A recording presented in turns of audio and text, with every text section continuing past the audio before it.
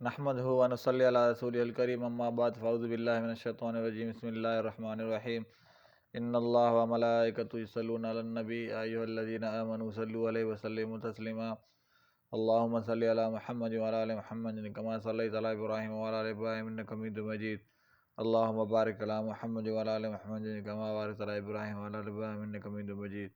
السلام علیکم میرے بہن بھائیو، میرے ویلوگ میں خوش آمدید۔ میرا نام عبدالحق بیان ہے اور میرے ویلوگ میں ڈیلی روٹین میں قرآن شریف کا ترجمہ رہتا ہے، اور آج میں آپ کے ساتھ سورہ نساء کی 81 نمبر آیت سے 91 آیت تک 81 سے 91 آیت تک میں آپ کے ساتھ شیئر کروں گا۔ اللہ تعالیٰ ہمیں اس پر عمل کرنے کی توفیق عطا فرمائے۔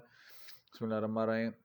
اور منافق کہتے ہیں کہ ہمارا کام تو فرما برداری ہے، پھر جب وہ آپ کے پاس سے اٹھ کر جاتے ہیں تو رات کو ان کا ایک گروہ اس بات کے خلاف جوڑ توڑ کرتا ہے جو آپ کہتے ہیں، اور اللہ لکھ لیتا ہے جو وہ رات کو سازش کرتے ہیں۔ چنانچہ آپ انہیں جانے دیں اور اللہ پر بھروسہ کریں، اور اللہ کارساز کے طور پر کافی ہے۔ کیا پھر وہ قرآن میں غور و فکر نہیں کرتے؟ اور اگر یہ اللہ کے سوا کسی اور کی طرف سے ہوتا تو وہ یقیناً اس میں بہت کچھ اختلاف پاتے، اور جب ان کے پاس کوئی امن یا خوف کی خبر آتی ہے تو اسے مشہور کر دیتے ہیں، حالانکہ اگر وہ اسے رسول اور اپنے میں سے کسی ذمہ دار حاکم کے حوالے کر دیتے تو اس ایسے باتوں کے تہ تک پہنچنے والے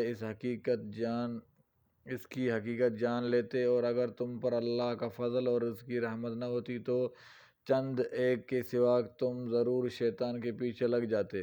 چنانچہ اے نبی، آپ اللہ کی راہ میں لڑیں، آپ کو اپنی ذات کے سوا کسی کا ذمہ دار نہیں بنایا گیا، اور آپ مومنوں کو لڑائی پر آمادہ کریں۔ امید ہے کہ اللہ ان لوگوں کو لڑائی سے روک دے جنہوں نے کفر کیا، اور اللہ لڑائی میں بہت سخت ہے اور سزا دینے میں بہت سخت ہے۔ جو کوئی اچھی سفارش کرے گا اسے بھی اس کا کچھ حصہ ملے گا، اور جو کوئی بری سفارش کرے گا اسے بھی اس کا کچھ حصہ ملے گا، اور اللہ ہر چیز پر نگہباں ہے۔ اور جب تمہیں سلام کیا جائے تو تم اس سے اچھا جواب دو یا وہی الفاظ لوٹا دو۔ بے شک اللہ ہر چیز کا خوب حساب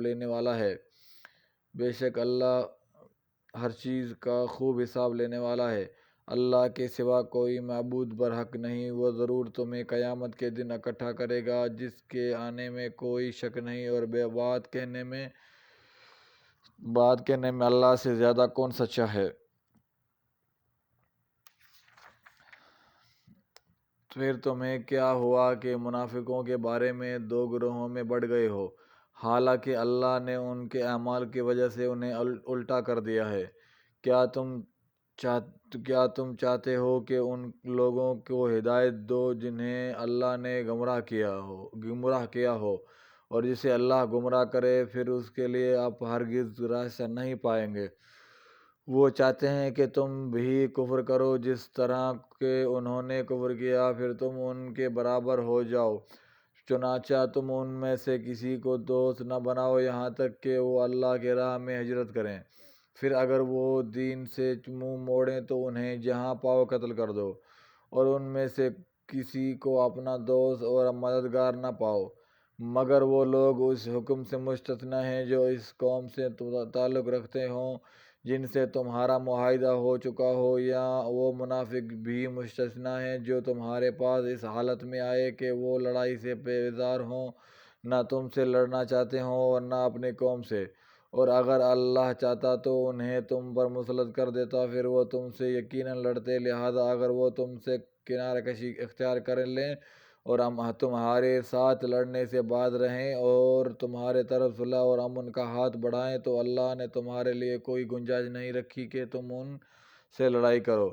تمہیں ایک اور قسم کے منافق ملیں گے جو چاہتے ہیں کہ تم سے بھی امن میں رہیں اور اپنے قوم سے بھی، مگر جب کبھی وہ فتنے کا موقع پاتے ہیں تو اس میں کود پڑتے ہیں۔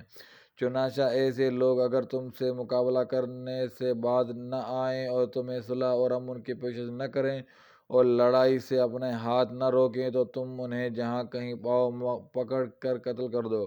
یہی وہ لوگ ہیں جن پر ہاتھ اٹھانے کے لیے ہم نے تمہیں کھلی اجازت دے دی ہے۔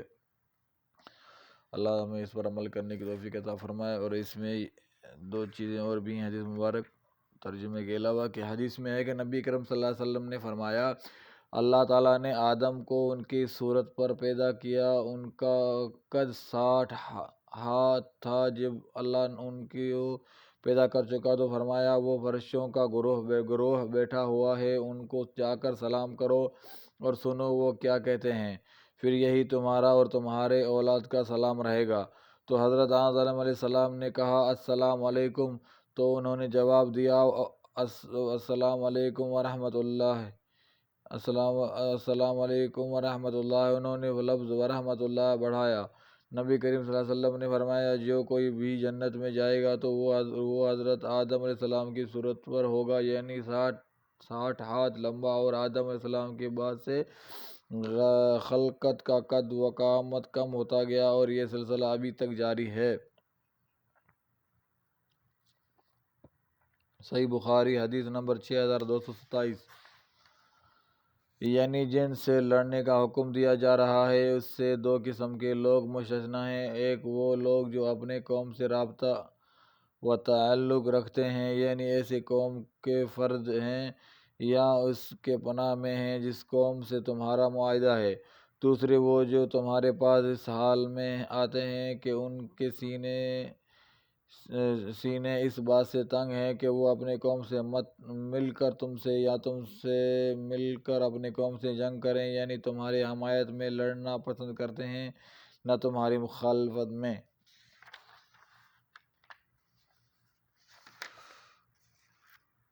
اللہ تعالیٰ ہمیں اس پر عمل کرنے کی توفیق عطا فرمائے۔ اللہ تعالیٰ ہم سب کے گناہ معاف فرمائے اور ہمیں زیادہ زیادہ نیک عمل کرنے کی توفیق عطا فرمائے۔ اللہ تعالیٰ بے اولادوں کو صالح اولاد عطا فرمائے، بیماروں کو شفا عطا فرمائے، جن کو اولاد ہے ان کو اپنے ماں باپ کی عزت احترام خدمت کرنے کی توفیق عطا فرمائے، بے روزگاروں کو رزق حلال عطا فرمائے۔ انشاءاللہ دوسری ویڈیو میں پھر ملاقات ہونے سے پہلے ایک چیز، مخلص شخص کو ہمیشہ بیوقوف سمجھا جاتا ہے، حالانکہ ایسا نہیں ہوتا، وہ سب سمجھتا اور جانتا ہے، بس وہ اپنے صبر کی وجہ سے لوگوں کی گھٹیا حرکات کو نظر انداز کر دیتا ہے، اس میں کوئی شک نہیں ہے۔